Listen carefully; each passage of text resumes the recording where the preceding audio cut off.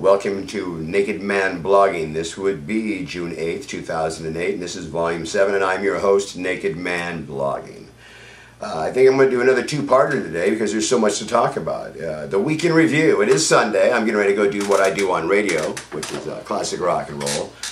And I'm also doing a little bit of blues. And I also have a special feature on my radio show where I'm doing this musical concept album by a guy named Jeff Wayne, who did a little bit of rock and roll around War of the Worlds. Check it out. That'll be my musical recommendation for today. Jeff Wayne's Musical War of the Worlds. And if you're within the hearing range of Radio Free Mojo, you can tune that one in yourself. Google it. You'll figure it out. Anyway, the Week in Review. What was the two things that stood out this week? Hillary Clinton finally folding up her campaign. Maybe. And a one-day $11 jump in the price of oil. And really, we've talked about the price of gas a lot, and I've mentioned some things around the price of oil and how it's not really a supply and issue thing anymore. But $11 in one day, $135 for a barrel of oil. And what caused this? Morgan Stanley said that maybe the price of oil will be $150 a barrel, so guess what? Oil climbed up there based on nothing but Morgan Stanley speculating. Now, what has changed between now and 2 years ago when people were talking about $100 barrel oil? You never saw this kind of a jump. Well, what I would put to you is that the market has completely lost any respect for sanity. And greed is now just out in the open. It's as if Anarchy now is in full control over the oil markets, and actually in commodity markets in general. You know, today, before it was Enron jacking up electricity, then it has now morphed into basically oil and other commodities that they have been blaming on a lot of things. They've been blaming the price of corn on the fact that the United States almost alone is using corn to generate a ethanol, which is a really ignorant process if you ask me, but we won't go there right now. It was China and India demanding a lot of oil, as if Chinese and Indian industry is going to pay $130 a barrel for oil. That was BS. What it has been all the time has been speculation, where our energy policy, which is really, that's an oxymoron, energy and policy in the same sentence. Those two words are diametrically opposed from each other when it comes to the federal government. But in any case, Morgan Stanley said the price of oil will be $150 by July. And what happens? Oil jumps $11 a barrel. That's insane. That's what, 8% in a day based on nothing? We're using less oil, but they can say it goes to 150. You know, I was thinking out loud to a friend of mine, and it really peeved me on this issue when I was listening to a radio show this morning on a local radio station, and the guy took a caller saying, "Man, if we drilled in Anwar, it wouldn't be this way, and Bill Clinton and tree huggers, they stopped refinery development." Bullshit.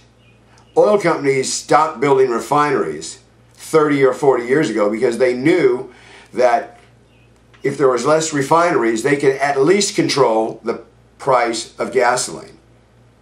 Oil companies can't control the price per barrel. That's controlled by countries like Saudi Arabia, Russia, and other players like Venezuela and OPEC. Exxon is a small cog in a giant gear.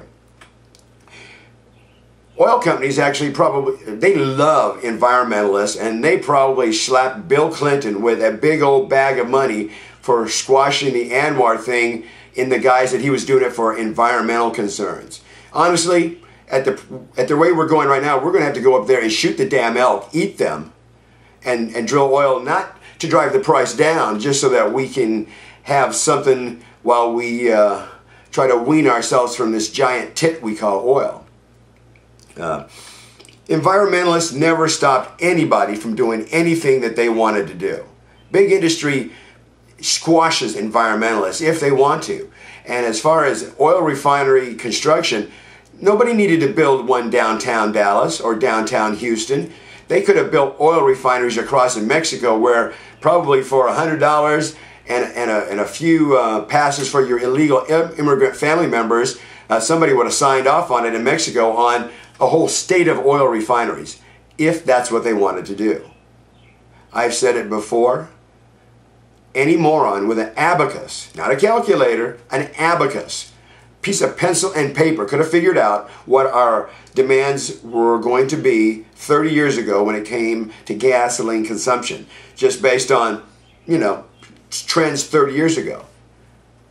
Nobody stood up and said, listen, if you don't let us build these oil refineries, you guys are going to be screwed. You environmentalists, we're going to have to walk your environmentally friendly bikes because you won't even be able to afford the rubber tires on it if you stop us from building oil refineries. They didn't do that because they wanted them to think they were doing something good.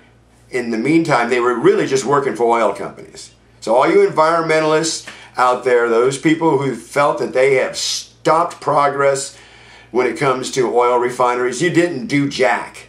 You guys were just tools. Just like Bill Clinton was a tool. When he said don't drill in Anwar, he was just doing something so that he'd get a big old bag of money for Hillary later on and for his election. There's no way Bill Clinton was going to let anybody drill in Anwar, no matter what he talked, because he wanted to be elected. Bill Clinton, if you look at Bill Clinton, the reason he has to keep his books closed, because he would be embarrassed.